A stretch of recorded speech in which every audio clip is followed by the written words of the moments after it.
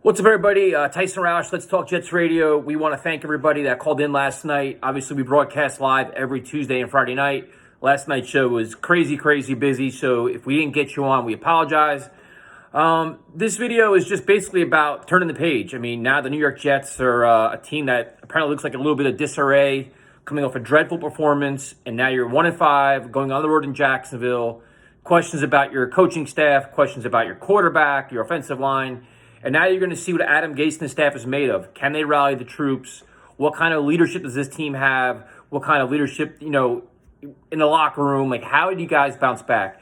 It obviously starts with Sam Darnold. I mean, he has to, worry about teams think he's skittish now and he can't handle a blitz or identify the blitz and get hit and get beat up. So Sam has got to come back with a fury and really just step up, and just take control of this team, prove to everybody that he has what it takes to overcome this adversity.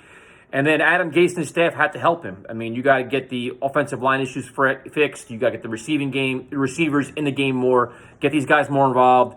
Defensively, these guys are getting a pass. I have no idea why. I mean, they came out flat, unprepared, and they got to do their job too. I mean, everybody as a whole collectively has to get this thing turned around. Don't worry about playoffs. Don't worry about winning 7 in a row. Worry about winning on Sunday. And impressively playing, cohesive football, no penalties, no stupid mistakes, no blown assignments. And you like to see the accountability and culture that we've been talking about for, 6 months now? Like how Adam Gase is going to change things and get rid of all Todd Bowles' problems. Like Todd Bowles' biggest problem was he was scared to bench veteran players. Whether it was Mo Wilkerson or whoever it was, he wouldn't do it. And the Jets now have players that are struggling, Trumaine Johnson and others, that aren't getting benched. So will Adam Gase finally make a statement and start cleaning up this mess? And Joe Douglas as well. And Joe Douglas doesn't get talked about enough, where it's like he's sitting there watching all these things happen. I mean, the Jets are completely mishandling C.J. Mosley. The guy was obviously hurt going into the game Monday night, was, say, 70% of himself, and they kept trotting him out there and probably making his injury worse, if anything. And to just sit, just put him out for 5 weeks, 6 more weeks, whatever you have to do, get him 100% healthy instead of just wasting our time with this. So Joe Douglas needs to get off his ass and do some things too. Whether the trade deadline, make some moves, or give Adam Gase some direction, saying, listen, man, some of these guys shouldn't be playing, or you can't be doing this, or you can't be doing that. I understand they're on the same level where they both report to Chris Johnson, but at some point, someone needs to help this team out. Like, say, listen, what we're doing is not working. This doesn't make any sense. We got to fix it. So turn the page on the Jacksonville. This team has a lot to address, and there's no more excuses, which we've been saying for 3 weeks. But now it's like everybody is ripping you to shreds. The media, the fans, you name it. You're a laughing stock. So have some pride, regroup, show us leadership, show us actions on the field. I don't care what social media is telling me. I don't care what your videos are telling me. I don't care none of it.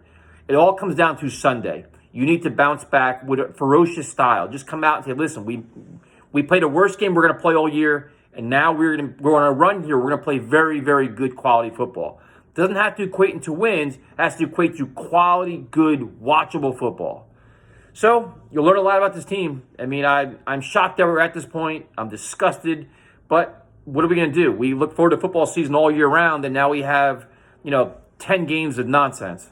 So hopefully it gets better. Can't get any worse. And this Osemele situation makes no sense at all. I mean, I don't understand it. The guy is hurt. He entered the season with some damage to his shoulders. It's gotten worse. He can't play. He wants to get surgery. The Jets have decided to fine him and say you have to play. If the guy has to play and take painkillers, this is the new NFL. This is never going to work. I don't know why the Jets are taking on this pissing contest, because the only thing they're doing is they're looking stupid in the media and they're looking stupid in the locker room. Let the guy get surgery. He's not going to be back next year, and everybody move on. This isn't, there's enough distractions. And the fact that the report comes out that Joe Douglas admitted to sending blank MRIs to doctors or blank paperwork to doctors by accident. Like, are we a fucking, what is it? What are we doing here? Like, can this season get any worse? Can we do it? Can we look any worse? Now we're admitting that we're saying blank documents. Like, Jesus Christ, man. Just do something right for a change. Every day you log on social media, you're worried. Like, what else can this team do wrong? Like, what's next? Like, send out wrong tickets, not be open on game day by accident. Like, what else could go wrong? We're live Friday night, Jets Jaguars. That's it. Tune in.